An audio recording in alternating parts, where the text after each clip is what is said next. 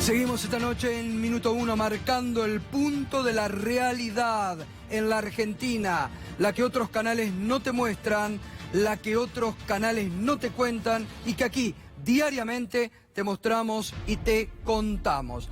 Enseguidita vamos a continuar explicando ya el pedido de indagatoria que hoy pidió el juez federal Alejo Ramos Padilla al periodista Daniel Santoro. Enseguidita vamos a seguir con este manual de operaciones, las revelaciones que surgen a la luz, cómo el juez Sergio Moro presionaba a los fiscales que sin pruebas debían sí o sí acusar al expresidente Lula y llevarlo a la cárcel. Enseguida está el doctor Maximiliano Rusconi, que viene denunciando esta operatoria aquí en la Argentina. Por eso hablamos de manual de operaciones, similar los procederes en Brasil y también aquí en la Argentina. Y los que te mostrábamos las fotos, los que recibían con pompa y circunstancias como un héroe aquí en la Argentina al juez Sergio Moro y decían, tienen que seguir el ejemplo de Sergio Moro. Ejemplo de crear y de armar una causa en base a nada, como los propios fiscales le decían y el juez Moro indicaba, igual tienen que seguir adelante. Super domingo de elecciones, el peronismo volvió a ganar en la mayoría de las provincias donde se realizaban comicios. Rápidamente, Tucumán, el actual gobernador Juan Mansur se impuso con el 51,5%. Si hubieran ido en unidad con José Alperovich, hubieran superado el 65% de los votos. Silvia Elías de Cambiemos, que no fue con el sello Cambiemos, fue con la marca Vamos, porque se querían despegar de Macri, 20,6, Ricardo Bussi 13,7, José Alperovich de Hacemos Tucumán 11,7. El gobernador Mansur reelecto esto decía. Muchas gracias por el acompañamiento. Agradecerles a la totalidad del pueblo tucumano por una jornada cívica ejemplar desde Tucumán. Mandarle un abrazo grande a la fórmula del peronismo a nivel nacional, Alberto Fernández, Cristina Fernández de Kirchner. Un abrazo bien grande. Vamos a Chubut, que también eligió gobernador, y el actual gobernador que iba por la reelección, Mariano Arcioni, del Chubut al frente, ganó con el 41,3, igual que en Tucumán. Si el peronismo hubiera ido unido en Chubut, sacaban más del 70% de los votos, porque Carlos Linares, del kirchnerismo, con el Frente Patriótico, fue separado y sacó el 34% frente al 41%. 4 más 1, 5, 4 más 3, 7, 75% de peronismo votó en Chubut. Y Gustavo Mena de Cambiemos quedó tercero lejos con el 15,5%. Tercero lejos. Arcioni, esto decía ayer en Chubut. Hemos ganado en el 97% de las localidades de la provincia, aquí en Comodoro, en toda zona sur. Y la verdad que luego de tanto esfuerzo, el sacrificio, hemos cosechado. Y esto se debe al esfuerzo, como acabo de decir, al sacrificio, a la legitimidad, a la honestidad, no solamente de un gobernador, de todo un equipo. Por eso a todos ustedes también un fuerte aplauso. El corazón de este gobernador y de este frente electoral está abierto para todo el mundo que quiera traer proyectos, ideas y que queramos empujar de este mismo carro que hoy tanto tenemos y necesitamos para poder luchar contra estas medidas de un gobierno central que impactan a toda la Patagonia, en especial a la provincia de Cuba. Entre Ríos, otra provincia, y donde el actual gobernador, el peronista Gustavo Bordet, se impuso con el 57,5% de los votos al representante de Cambiemos, Atilio Benedetti, que sacó el 35,4%. Luis Meiner, de la Nueva Izquierda, 2%. Pero aquí, ¿tenemos a Bordet? Vamos con Bordet. Entendemos que esa construcción de consensos debe darse también en el ámbito nacional. Tenemos que lograr encontrar consensos que, más allá de los nombres propios, nos propongan salir de un esquema que de algún modo priorice una renta especulativa financiera para ir a un esquema de producción, desarrollo y empleo. Entendemos que tenemos que construir un gran frente opositor, porque somos oposición, pero también cuando tenemos que trabajar para generar las condiciones institucionales correctas, siempre lo hacemos. Pero lógicamente entendemos que es muy importante tener un gobierno que vaya, no digo en la misma sintonía, pero que tenga una propuesta política, social y económica que vaya en el mismo sentido de la que estamos construyendo en la provincia de Entre Ríos. En Entre Ríos se logró la unidad de todo el peronismo, del ex gobernador Sergio Uribarri con el actual gobernador. Así cumplió un papel fundamental el actual candidato presidencial Alberto Fernández, y Bordet pedía por los consensos y la unidad a nivel nacional. Pero en Entre Ríos la nota la dio Paraná, la ciudad donde el intendente José Varisco está procesado por integrar una red de narcotraficantes. En septiembre va a juicio oral por integrar esa red de narcotraficantes. Pese a eso, Macri, el gobierno nacional, lo sostuvo como candidato. La Unión Cívica Radical, de sus filas, lo sostuvo como candidato a la reelección. Una vergüenza, una mancha para la institucionalidad, mantener en el cargo y para la reelección a una persona que está acusada con proceso firme, ratificado, que no está preso porque es intendente, si no debería estar preso, porque en Paraná está preso la secretaria de Gobierno, de Seguridad y un concejal, la secretaria de Seguridad, un concejal y el jefe de la banda Tavicelis, que vendían cocaína en la ciudad de Paraná y de Concordia, y que intercambiaban favores por puestos municipales. Ese era el candidato de la Rosada, de Cambiemos y de los radicales.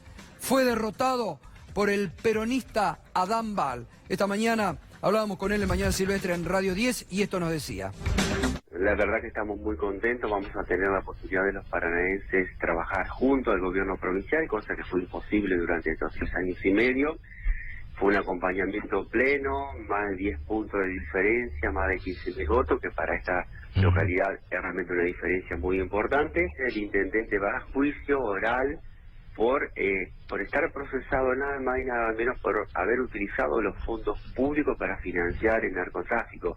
Y bueno, tiene distintas causas más. Pero esto es muy, pero muy grave, y lamentablemente, Gustavo, a veces pasa el tiempo y se empieza a naturalizar. Claro. Y no debemos acostumbrarnos a este tipo de situaciones por la institución y por la salud, en este caso de la ciudad de Paraná.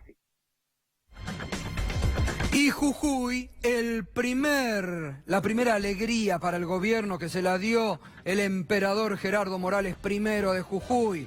Cambia Jujuy 43,7, pero 15 puntos menos que lo que obtuvo en el 2015, 15 puntos abajo. El PJ, que fue muy dividido en Jujuy, Julio Ferreira 32,8, Guillermo Snopek, junto por Jujuy, 10,4. En Mendoza también hubo elecciones primarias, las ganó allí un radical, la interna, con De Marchi del PRO. Y así viene quedando el mapa de la Argentina. Tucumán peronista, San Juan peronista, Córdoba peronista, Santa Fe, las primarias las ganó el peronismo. El próximo domingo hay elecciones muy disputadas entre el socialismo y el peronismo. Entre Ríos la ganó el peronismo. En Chubut la ganó el peronismo. En La Pampa también ganó el peronismo. Falta aquí pintar de azul. Ganó el peronismo La Pampa también. Río Negro, Beretilnec, partido provincial que va a apoyar incluso ahora a Alberto Fernández. Neuquén, Partido Popular Neuquino, Gutiérrez es el actual gobernador. Mendoza ganó las PASO, Cambiemos, mejor dicho el Radical, y Jujuy, Cambiemos. Así está quedando el mapa de la Argentina. Y en estos momentos la expresidenta Cristina Fernández de Kirchner está llegando a Santiago del Estero. Mire la caravana. Mucha gente esperándola a la expresidenta al costado de la ruta que lleva del aeropuerto al centro. En la primera visita de campaña de la expresidenta como candidata a vicepresidenta, acompañando a Alberto Fernández, va a presentar su libro, Sinceramente, pero ya como un acto de campaña. Bueno, muy bien, volvemos sobre la actualidad jurídica en la Argentina. La investigación del D'Alessio Gate, ya recién comentábamos con Irina Hauser, el pedido que ha hecho el juez Alejo Ramos Padilla, de pedido de indagatoria al periodista del diario Clarín, Daniel Santoro. Repasamos los principales puntos del pedido de indagatoria al periodista Daniel Santoro. Se ha corroborado prima facie no solo el vínculo de conocimiento y confianza que mantenía con Marcelo D'Alessio, sino su participación y su aporte en las actividades ilegales que llevaba adelante la organización delictiva investigada. A diferencia del caso de otros periodistas vinculados a D'Alessio, esto es importante lo que marca el juez, a diferencia del caso de otros periodistas vinculados a D'Alessio, el imputado no solo se nutría de la información, sino que habría tenido conocimiento de las actividades de espionaje ilegal que desarrollaba, sus métodos y contribuía al desarrollo de los planes ilícitos que llevaba a cabo la organización. Asimismo, en el marco de esta relación que mantenía con la organización, Santoro también habría brindado de manera confidencial información a Marcelo D'Alessio respecto de las actividades de sus colegas que luego eran reportadas a otros miembros de la asociación ilícita. Estos eran los colegas de Animales Sueltos, Fantino y Romina Mangel.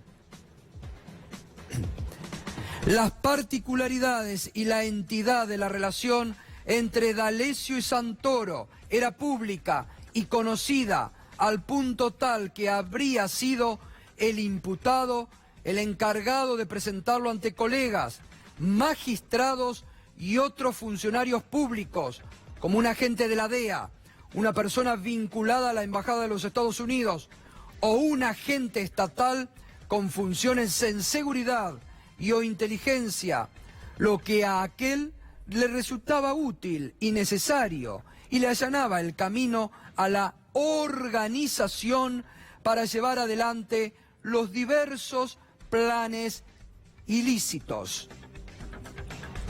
Y sigue diciendo el juez Alejo Ramos Padilla, lejos de criminalizar al periodismo, es una cuestión con Santoro, no involucra a otros periodistas.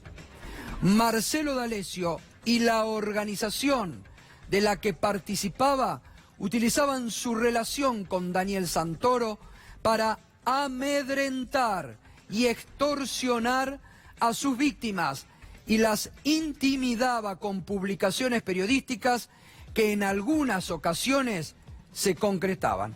Y Juan Amorín se suma sobre esto último. Vamos, Juan, ¿cómo estás? ¿Qué tal, Gato? Te saludo nuevamente. Porque hay ejemplos que da el juez, ¿no? Hay unos cuantos ejemplos sobre casos en donde esto se concreta exactamente y tal cual. Si te parece, empezamos a ver cuáles son los casos que entiende el juez son suficientes para llamar a indagatoria a Daniel Santoro, que recordemos, se tiene que presentar el próximo 25 de junio sí o sí. Santoro no tiene fueros. En cuanto a esto, tiene que presentarse a dar explicaciones o sí puede ser llamado por la fuerza pública. Tenemos el informe Fantino, recordarás, lo repasamos acá. Santoro le daba información a D'Alessio sobre lo que sucedía en la mesa de animales sueltos. Le confirmó una reunión entre Fantino y Cristina Kirchner. El propio Santoro dice, decí que él no sabe que yo trabajo con Carrió. Lo decía así abiertamente. Bueno, todo un tema, el informe Fantino-Mangel, que confirmaron la información en sede judicial. El caso de Gonzalo Brusa Dobat, todo un caso más que claro y suficiente ya para citarlo a Santoro. D'Alessio extorsionaba a Brusa Dobat e incluso, según la declaración del propio Brusa Dobat, Brusa Dobat fue apretado por D'Alessio en frente de Santoro, directamente. O sea, no puede quedar más claro ahí el rol. Seguimos adelante. Tenemos a Mario Cifuentes, el titular de la empresa OPS. ¿Te acordás que Santoro lo había apretado? Que D'Alessio le decía públicamente a Cifuentes, mirá esta noche Animales Sueltos. Y Santoro anoche, justo, casualidad, le erraban el nombre de una empresa que estaba hablando de Lava Jato, todo tiene que ver con todo, y mencionaba la empresa de Cifuentes. Incluso, D'Alessio le refiere a Rolando Grania en un audio que repasamos acá, que tenía el caso de un nuevo Lázaro Báez. Grania no lo toma, por eso es importante lo que vos decís, esto de diferencia a los periodistas que lo podían tener como fuente y que fueron víctimas de D'Alessio, de aquellos que podían formar parte de la asociación ilícita.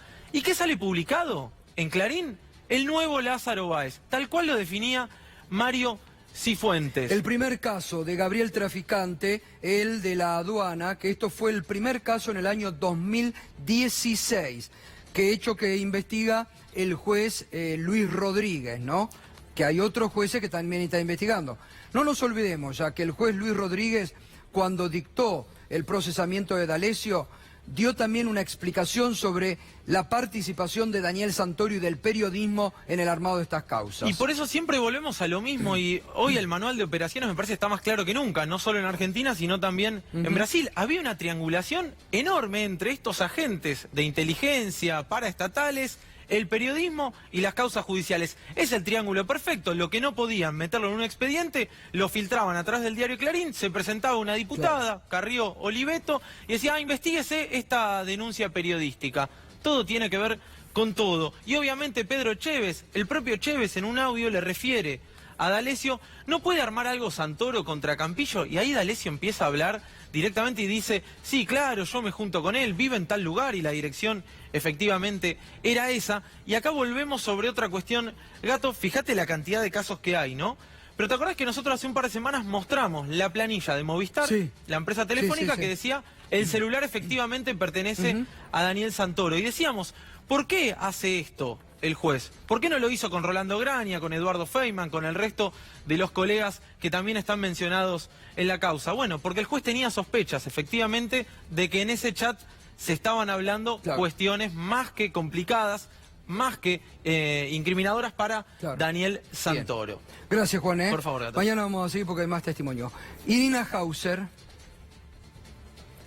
Le hacemos una aclaración, así lo dejamos tranquilo al doctor Jorge Rizzo, que se nos puso nervioso. Ay, sí, porque antes mencioné que al juez brasileño Sergio Moro lo trajo uno de los colegios de abogados de acá del país. El colegio que lo trajo es el Colegio de la Ciudad de Buenos Aires, así se llama, y se lo conoce también como Colegio de la Calle Montevideo, para que no haya ninguna confusión, porque son distintas entidades. El Colegio de Abogados de la Calle Montevideo es el que trabaja en tándem con el gobierno, es el que ha apoyado golpes de Estado y es el que introdujo... el que preside el IPERA. Es el que lo presidió, ahora es Máximo von Rusch, exactamente, pero el IPERA es la cara visible y el que presenta las denuncias, el que actúa, digamos, en consonancia con el gobierno. Con el gobierno, exactamente. Exacto. Bueno, doctor Maximiliano Rusconi, ¿cómo le va? Bueno, ¿se sorprendió cuando salió toda esta información que se está saliendo en Brasil de cómo le armaron la causa a Lula, cómo Moro presionaba a los fiscales, que los fiscales le decían no tenemos pruebas, son débiles, y Moro le decía no importa, hay que condenarlo? No, la verdad que no, porque está claro, ya hace, digamos, por lo menos hace 2 años está claro que lo que está pasando en Argentina forma parte de un problema regional, ¿no? La falta de independencia judicial, la politización de los casos penales, el asociarse a los intereses políticos coyunturales, eso es una realidad del sistema judicial actual en toda la región, y me parece que es un plan impulsado por lo menos con algún tipo de dolo, digamos, o de intención por Estados Unidos, ¿no? Claramente es un problema regional sin ningún tipo de duda, ¿no? Pero así que no sorprende. Un problema regional que sale a la luz en Brasil de una forma escandalosa, y que acá en la Argentina, a través del D'Alessio Gay, se está viendo todos los días cómo se armaban las causas, ¿no? Sí, claro. O sea, no solo eso, digamos, quizá acá estamos descubriendo detalles que son muy, yo diría, muy importantes y al mismo tiempo dramáticos, ¿no? En el sentido del funcionamiento de ciertos sectores esenciales para la democracia, como es el periodismo, ¿no? Es decir, digo, hay que aclarar relación. Recién escuchaba el relato y la descripción del llamado indagatoria por parte del juez Ramos Padilla de Santoro, y la defensa. Esta tendencia a agarrarse de lo corporativo, ¿no? Claro. Es decir, me llaman por ser periodista. Claro. No, al contrario, lo está llamando por no ser periodista, por no hacer periodismo, ¿no? Es decir, lo está llamando y se describe con claridad indagatoria por haber formado parte de una red de armado de casos penales. Y que yo diría que se sustenta en 4 dimensiones bastante contundentes, me parece, ¿no? Que es, en primer lugar, la legitimación de prueba ilícita, ¿no? Es decir, acá hay que aclararle a la comunidad que a veces el sistema se nutre, cede a la tentación, a este gobierno le encanta eso aparentemente, cede bastante a la tentación de generar prueba ilícita, es decir, escuchas ilegales, información de inteligencia paraestatal, claro. Los funcionarios públicos no pueden utilizar directamente esa información. Entonces, ¿qué se hace? Se genera la publicación periodística. Y con la publicación periodística, como si fuera una especie de blanqueo de esa actividad, se utiliza en un caso penal. La segunda dimensión, me parece que está clara también, es el ocultamiento del periodista sobre el origen ilícito. Eso ya no es protección de la fuente. Si en la fuente, a sabiendas, el periodista descubre un ilícito de acción pública, su ocultamiento se llama encubrimiento, no protección de la fuente. Son cosas distintas, porque si no, el periodismo sería una fuente de impunidad absoluta, digamos, ¿no? Ahí me parece que hay una confusión. En tercer lugar, para ser muy rápido, el ablandamiento de imputados, claro, ¿no? Esta grave. idea de o te presiono con la convocatoria judicial, o te presiono con la noticia, o te presiono con el título. Y por último, me parece que también está claro y que yo diría que es vergonzoso, ¿no? El disciplinamiento de sus propios compañeros, de sus colegas, ¿no? Es decir, el disciplinar voces que están en la misma mesa, que están trabajando juntos, ¿no? O sea, yo creo que había que preguntarle a Romina Mangel, digamos, a Fantino, ¿qué opinan de esto, no? Es decir, porque fue llamativo cómo la Asociación de Periodistas ADEPA, puede ser, o sea, salió a proteger a Santoro en vez de salir a proteger a las víctimas de esa investigación. Exacto. Así que me parece que tiene que dar muchas explicaciones Santoro, y no tiene que ver con su actividad periodística, sino con su alejamiento de la actividad periodística. No, porque además es muy importante esta diferenciación. Es muy importante, y recién lo decíamos. El juez lo dice expresamente, cita a un periodista. Había muchos periodistas en la causa. No lo cita a los otros periodistas como imputados. Lo cita a Daniel Santoro, porque desde el año 2016 a la fecha, en los distintos ejemplos que pone el juez, está la relación muy turbia, ¿no? 2016 con traficantes se ve, y la relación con D'Alessio Gay. Esto es importante. No cita a todos los periodistas y el juez va contra el periodismo. No. A un periodista que tendrá que explicar ante el juez qué hacía en ese marco, ¿no? Claro, Es pero me parece importante. que hay dos dimensiones de alejamiento. O sea, el periodismo como en la esencia, digamos, como presentación de la noticia como algo externo al periodista y el periodista acercando la noticia al ciudadano. Ese es el rol más sano, digamos, de la actividad periodística. Después está ya un rol que no es tan sano, que es el periodista generando la noticia, ¿no? O sea, protagonizando el dato que después él levanta y lo expande. Y el dato menos sano es que en esa generación del dato de la noticia haya ilícitos. Digamos, este es el colmo. Digamos, lo que estamos viendo es que hay una asociación destinada a realizar delitos graves en la generación de la noticia, en donde el objetivo final no es la noticia en sí mismo, sino el lograr objetivos políticos, Claro. digamos, claramente. Ahora, veíamos, doctor, cómo de lo que se revela ahora del Lavallato, todo armado para eliminar por la vía de la justicia a el principal, digamos, si no lo hubieran puesto preso, hoy Lula era presidente, le armaron la causa. Charlie, a ver si podemos ver la declaración de los fiscales cuando hablan de la debilidad de la prueba que tenían. Hablan de la debilidad los fiscales. Y Moro le dice, no importa. Dice, dirán que estamos acusando en base a los diarios y pruebas frágiles. Hasta ahora tengo dudas, lo dice el fiscal general Dalton Dalagnol. Hasta ahora tengo dudas de la conexión entre Petrobras y el enriquecimiento. Y después de que me hablaron, estoy con recelo de la historia del departamento. Son puntos en los que tenemos que tener las respuestas ajustadas en la punta de la lengua. ¿Cuánto de parecido con la realidad argentina hay en esto? Pero no solo de parecido, idéntico, porque lo llamativo de todo esto es que en Brasil empieza a surgir la debilidad de este caso, que es la base, digamos, lo que pasó en Brasil es la base de la generación de las causas vinculadas bastante con Odebrecht y muchas imputaciones contra funcionarios del gobierno anterior, que están basadas en el ninguneo de estos problemas, digamos. En algún momento hay que decir a los jueces argentinos y fiscales argentinos que este desastre brasilero va a trasladarse, digamos, también haciendo caer esas imputaciones. Y acá hay que insistir con algo. No se trata de digamos, amenazar o presionar a la función judicial. Me parece que han claramente fiscales y jueces federales en Argentina en los últimos años han pasado a un casillero ya exorbitante, digamos, que es la generación posible de ilícitos en su función.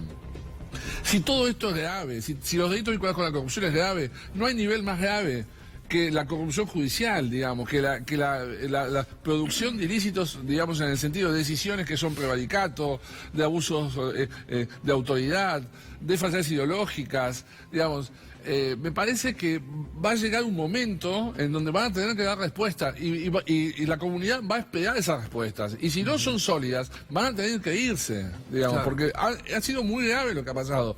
No es, digamos, algo banal, es muy grave. Bueno, para los que se rasgan las vestiduras aquí porque Alberto Fernández dijo que habrá que revisar sentencias en base a estos errores, estos armados que están surgiendo a la luz, mañana el superior en Brasil va a empezar justamente a partir de estas revelaciones a mirar todo el expediente nuevamente. Yo quiero insistir, digamos, ¿qué pretenden? ¿Que uno no se alarme? Claro. Yo defiendo a una persona que está hace 600 días, no cumple una condena. Está hace 600 días en prisión preventiva, en el marco de una causa en donde ni siquiera se había llamado indagatoria.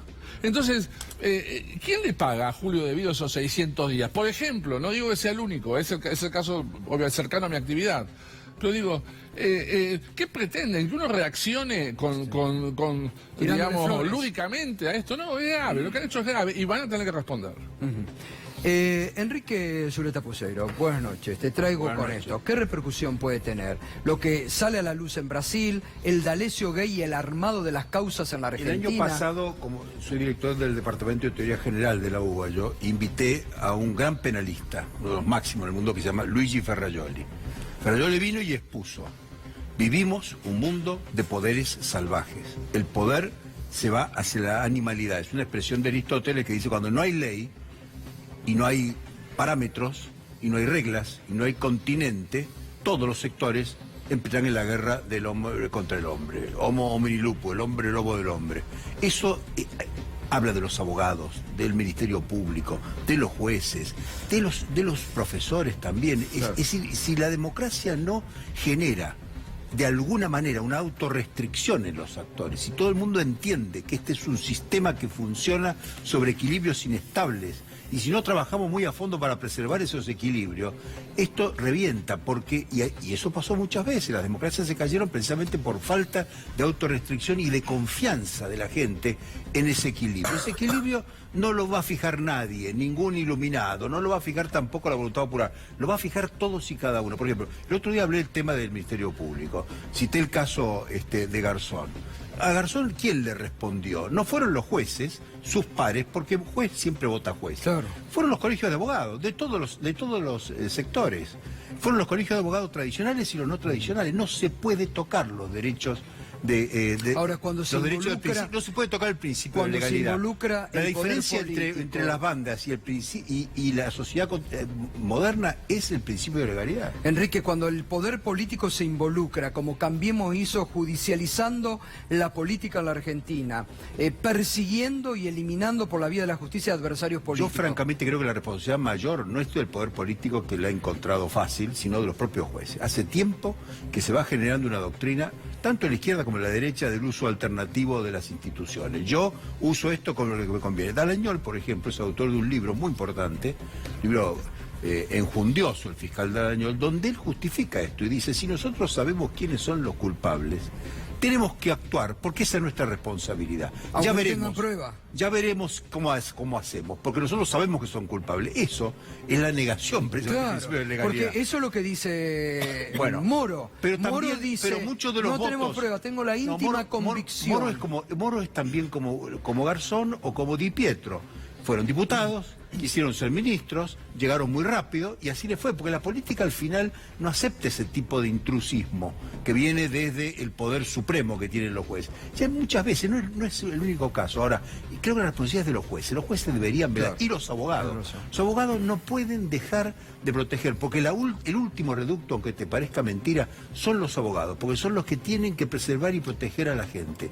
Es posible que los jueces, por ese acomodaticio que hay, esos sectores, vamos a decir, muy politizados, la forma como se designan los jueces, como se promueven los jueces, los hace muy vulnerables.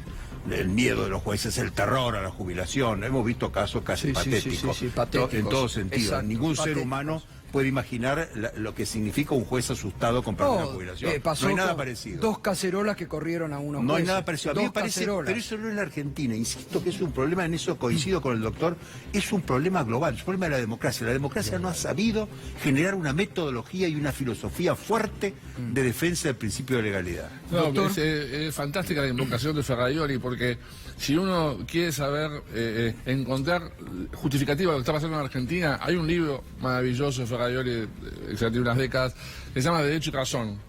En ese libro describe Ferrajoli lo que pasa cuando sucede algo como en Italia o en Argentina, que es la construcción de un derecho de excepción para una coyuntura, por ejemplo en Italia, la lucha contra las mafias.